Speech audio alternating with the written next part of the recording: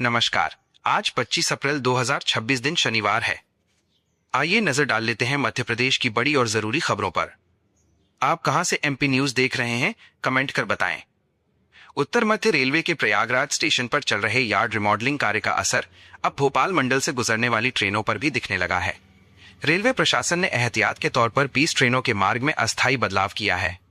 ये ट्रेनें अब प्रयागराज स्टेशन के बजाय प्रयागराज छिवकी स्टेशन के रास्ते चलेंगी। ब्लॉक अवधि के दौरान इन ट्रेनों को प्रयागराज छिवकी स्टेशन पर 2 मिनट का अस्थायी ठहराव भी दिया जाएगा ताकि यात्रियों को सुविधा मिल सके। यह व्यवस्था ट्रेनों की निर्धारित प्रस्थान तिथि पर लागू रहेगी। यह बदलाव 24 से 30 अप्रैल 2026 के बीच अलग अलग तिथियों में प्रभावी रहेगा। मध्य प्रदेश के किसानों के लिए राहत की खबर है। मुख्यमंत्री डॉक्टर मोहन यादव के आग्रह पर केंद्र सरकार ने गेहूं खरीदी का लक्ष्य बढ़ा दिया है। अब प्रदेश में समर्थन मूल्य पर इस साल 100 लाख मीट्रिक टन गेहूं की खरीदी की जाएगी। पहले ये लक्ष्य 78 लाख मीट्रिक टन था। प्रदेश में गेहूं की बंपर पैदावार को देखते हुए यह निर्णय लिया गया है। मध्य प्रदेश में 20 मई को दवा दुकानों की हड़ताल होगी। भोपाल में 3000 से ज्यादा मेडिकल स्टोर बंद रहेंगे। All India Organisation of Chemists and Druggists ने ऑनलाइन दवा बिक्री के विरोध में यह बंद बुलाया है। देश भर के केमिस्ट संगठनों ने इस निर्णय का समर्थन किया है। भोपाल केमिस्ट एसोसिएशन के अनुसार जिले के सभी रिटेल और थोक दवा व्यापारी इस बंद में शामिल होंगे। एसोसिएशन का कहना है कि ऑनलाइन दवाओं की गुणवत्ता और निगरानी को लेकर स्पष्ट व्यवस्था नहीं है, जो चिंता का विषय है। मध्य प्रदेश सरकार ने राजनीतिक नियुक्तियों की प्रक्रिया शुरू कर दी है। विभिन्न आयोगों में अध्यक्ष और सदस्यों की नियुक्ति की घोषणा के बाद प्रदेश की राजनीति में हलचल बढ़ गई है। सरकार द्वारा जारी सूची में 2 आयोगों में नए अध्यक्षों के नाम शामिल हैं। इसके अलावा 2 अन्य आयोगों में भी जल्द नियुक्तियां होने की संभावना है। इन नियुक्तियों को सामाजिक संतुलन और प्रतिनिधित्व के लिहाज से महत्वपूर्ण माना रहा है। आईपीएस अधिकारी को धमकाने के मामले में भाजपा विधायक प्रीतम सिंह लोधी के तेवर नरम पड़ गए हैं। वे मुख्यमंत्री निवास पहुंचे, जहां प्रदेश अध्यक्ष हेमंत खंडेलवाल भी मौजूद थे। बैठक के बाद लोधी ने अपने बयान पर खेद जताया और कहा कि कुछ शब्द गलत हो गए थे।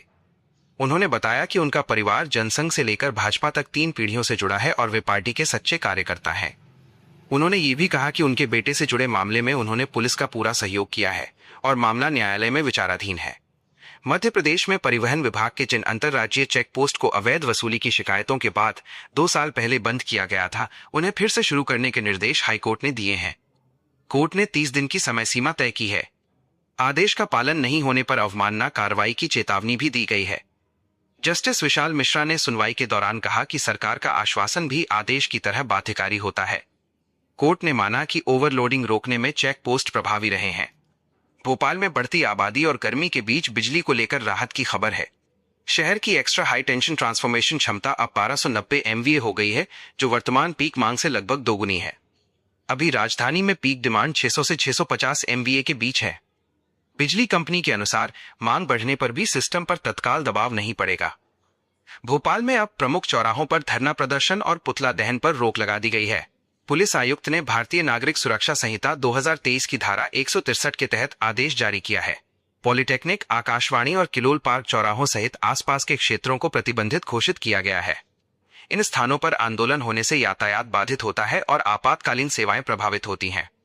भोपाल कलेक्ट्रेट में हुई शिक्षा समिति की बैठक में कई मुद्दों पर चर्चा हुई। जिला पंचायत उपाध्यक्ष मोहन सिंह जाट ने जर्जर स्कूलों की सूची मांगी, लेकिन अधिकारी सूची उपलब्ध नहीं करा सके।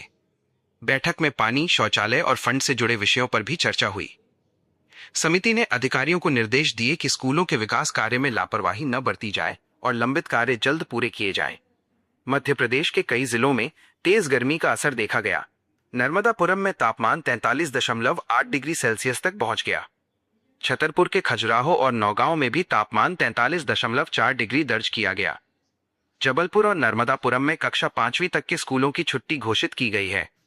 मौसम विभाग के अनुसार नर्मदापुरम, छतरपुर, रतलाम, सागर, टीकमगढ़, रायसेन और निवाड़ी में तापमान सामान्य से अधिक रहा और गर्म हवाएं चलीं। भोपाल में भी दिन के समय गर्मी का असर बना रहा।